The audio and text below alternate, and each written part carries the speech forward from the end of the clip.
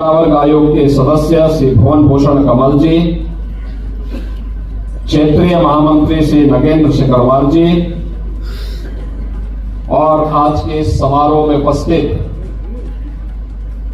जनपद मथुरा से जुड़े हुए सभी उपस्थित बहन और भाइयों, आप सबको श्री कृष्ण जन्माष्टमी की हृदय से बधाई।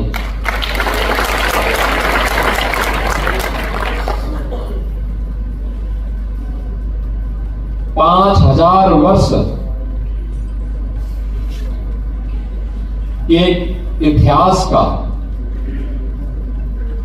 भारत के उस पौराणिक इतिहास का आज हम साक्षी बन रहे हैं,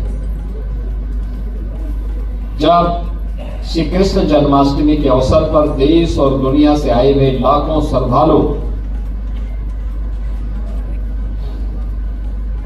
कितनी भक्तिमय भाव के साथ यहां पर दर्शन के लिए और यहां की पावन माटी के रज रज में कृष्ण भाव की उस पावन भक्ति को अंगीकार करने के लिए उतावले दिखाई दे रहे हैं।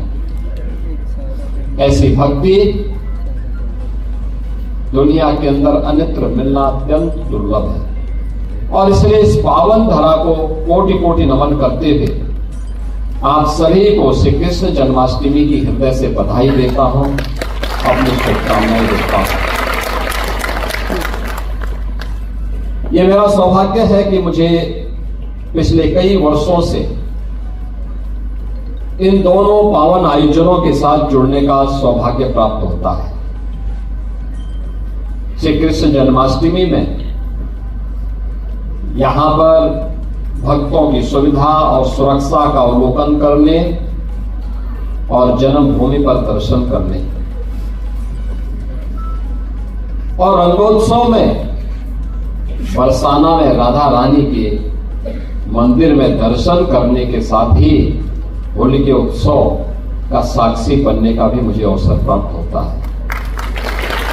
ये हमारा दायित्व बनता है कि आदरणीय प्रधानमंत्री जी ने जो प्रेरणा हम सबको दी, वह प्रेरणा है भारत दुनिया के अंदर अपनी आध्यात्मिक विरासत के साथ ही अत्याधुनिक विकास के एक बेहतरीन संगम के रूप में अपने आप को स्थापित करे। आध्यात्मिक विरासत पर पूरी दुनिया आज शोध करने के लिए उतावली दिखाई दे रही है। विश्व मानवता को जब भी संकट के दौर से उभरना होगा, वह भारत की इस आध्यात्मिक विरासत को ही अपने जीवन का हिस्सा मान करके ही अस्थायी शांति और सौहार्द की परिकल्पना को आगे बढ़ा सकता है। और उसे आगे बढ़ाने के लिए यह सौभाग्य हम सबको प्राप्त हुआ है। आज हमारे माननीय जनप्रतिनिधियों के प्रयास से,